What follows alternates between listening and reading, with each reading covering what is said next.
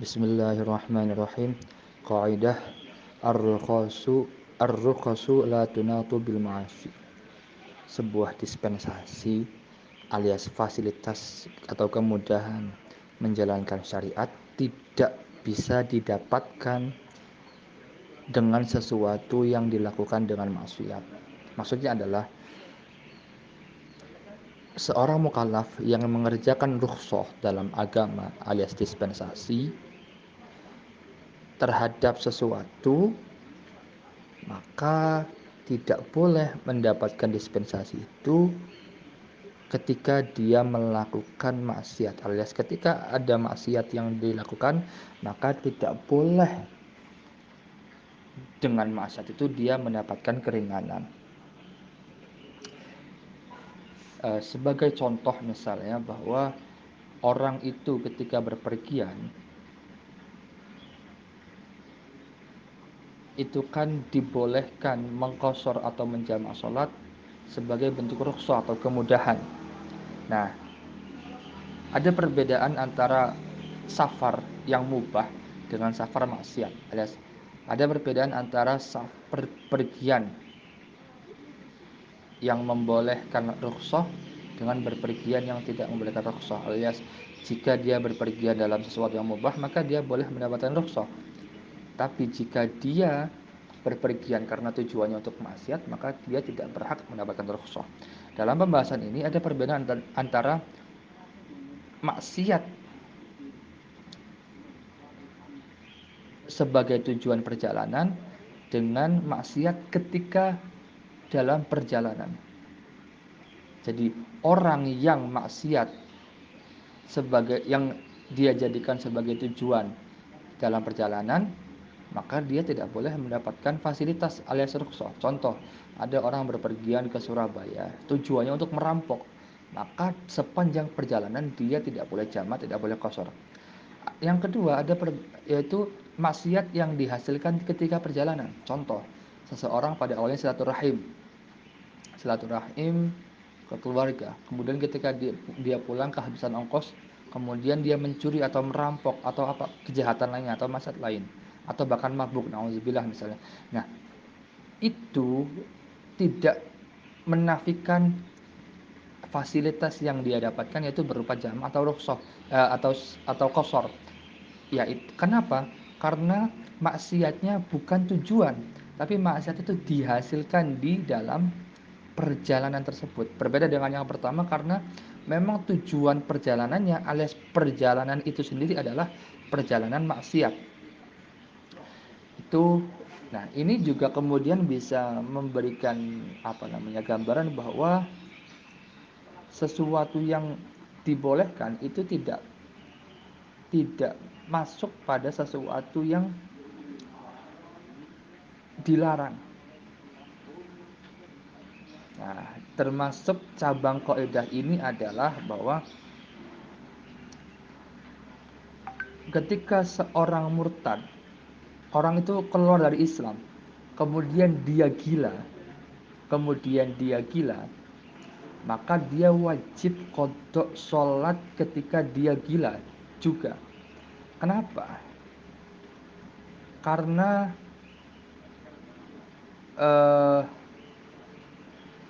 dia gila ketika dia murtad, bukan sebelum murtad. Jadi ketika dia murtad, dia ya, dia gila ketika dia murtad, kemudian dia Islam lagi, maka dia wajib qadha sholat yang sudah dilewati ketika dia murtad meskipun dia gila, karena keadaan gilanya diperoleh ketika dia murtad, yang otomatis ketika dia kembali ke Islam maka dia wajib mengqadha. Berbeda misalnya ketika dia gila dulu, ya kan, orang gila kan tidak wajib sholat, kemudian setelah itu dia murtad, sembuh kemudian murtad, kemudian balik lagi, maka yang gilanya tidak wajib. Nah, berbeda dengan misalnya ketika seorang perempuan yang murtad itu dia haid.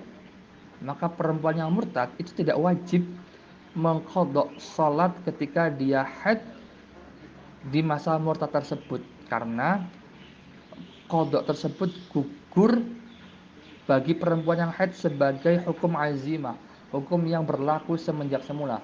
Mau kafir mau muslimah, mau kafirah mau muslimah mau murtadah, orang haid itu tidak wajib sholat.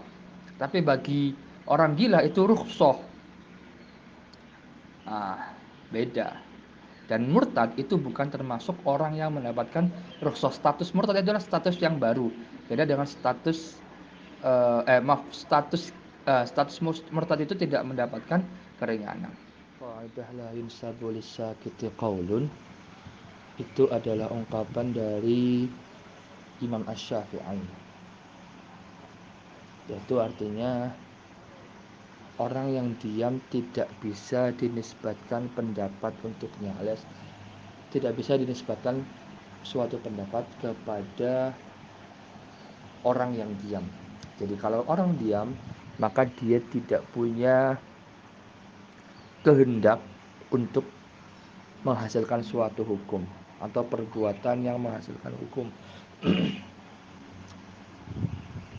Di antara contohnya adalah jika seseorang diam karena mewati amat, ya, wati itu kan berhubungan badan, amat itu budak perempuan, ya, maka tidak membuat maharnya gugur secara pasti atau hilangnya salah satu anggota tubuh atau rusaknya sesuatu dari hartanya bersamaan dengan kemampuan untuk mengatasinya. Dalam contoh lain, misalnya seorang perempuan yang perawan,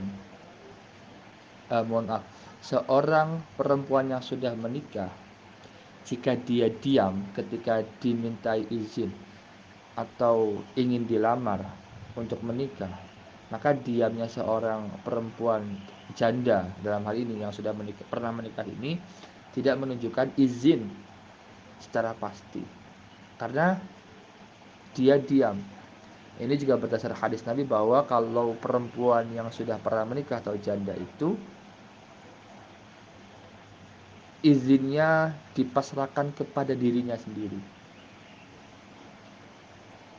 Nah, justru di kaidah ini banyak pengecualian-pengecualian dari la yunsabu lisakiti qaulun. Seorang itu tidak bisa dinisbatkan kepadanya suatu pendapat yang bisa menghasilkan hukum. Di antara pengecualian itu adalah pertama, perawan diamnya itu dalam sebuah pernikahan menunjukkan perizinan yang dia pasrahkan kepada ayahnya.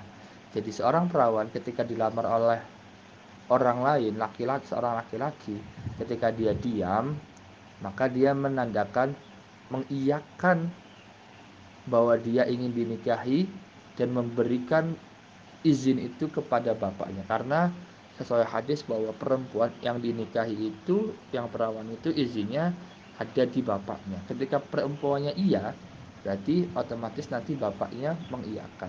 Dan kalau bapaknya jadi gini, misalnya seseorang dilamar, terus apakah setuju atau tidak, ketika perempuannya diam, berarti ini memberikan izin yang nanti disampaikan oleh orang tuanya. Juga di atas bapak ada kakek. Jadi walinya perempuan itu bapak, kakek, dan juga kemudian orang-orang yang menjadi asobah dalam ahli warisnya. Dan juga sultan, penguasa, imam. Ini berdasarkan hadis sahih bahwa izduha sumatwa, izinnya seorang perawan yang dinikahi itu adalah diamnya. Pengecualian yang kedua adalah pengecualian dari orang yang diam tidak bisa dinisbatkan pendapat padanya adalah diamnya orang yang tertuduh atas menjawab suatu tuduhan sesudah dia memberikan sumpah. Itu menjadikan dia sebagai orang yang mengingkari dan juga orang yang membangkang suatu tuduhan. Maka sumpah itu dikembalikan kepada yang menuduh.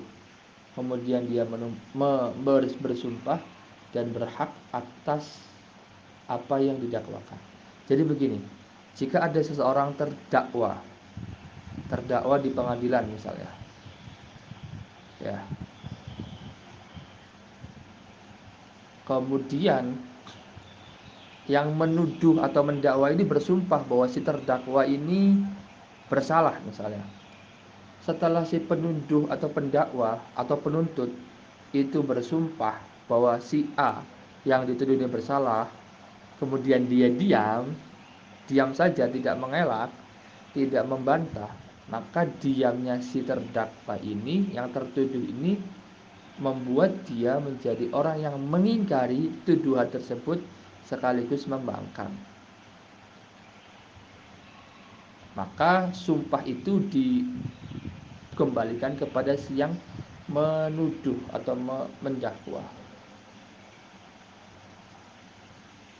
Nah, maka dia berhak atas tuduhan tersebut. Pengecualian yang ketiga, ketika sebagian ahlu zimmah itu membatalkan suatu kesepakatan dan sebagian yang lainnya itu tidak mengingkari, baik dengan ucapan atau perbuatan, bahkan diam saja, maka yang diam ini dianggap melanggar kesepakatan juga. Contoh misalnya, ahlu zimmah itu orang kafir yang ada di bawah kesepakatan orang muslim. Di sebuah negara yang dipimpin oleh orang muslim, ada kesepakatan dengan ahlu zimmah bahwa dia harus begini, begini, dan begini. Kesepakatan yang isinya beberapa poin. Nah, kemudian di suatu hari, sebagian dari mereka ini membangkang, melanggar kesepakatan. Nah, ketika yang lain diam, tidak ngapa-ngapain, tidak membela, tidak menyangkal, tidak menghentikan pembangkangan ini, pelanggaran ini, maka yang lain ini dianggap sama dengan yang melanggar kesepakatan.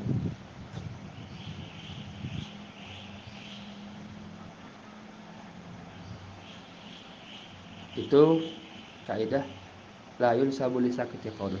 Sama misalnya begini, dalam kehidupan sehari-hari, jika seseorang punya barang, misalnya pulpen, ada orang ngambil pulpen orang tersebut kemudian dipakai, kemudian dia diam saja melihat.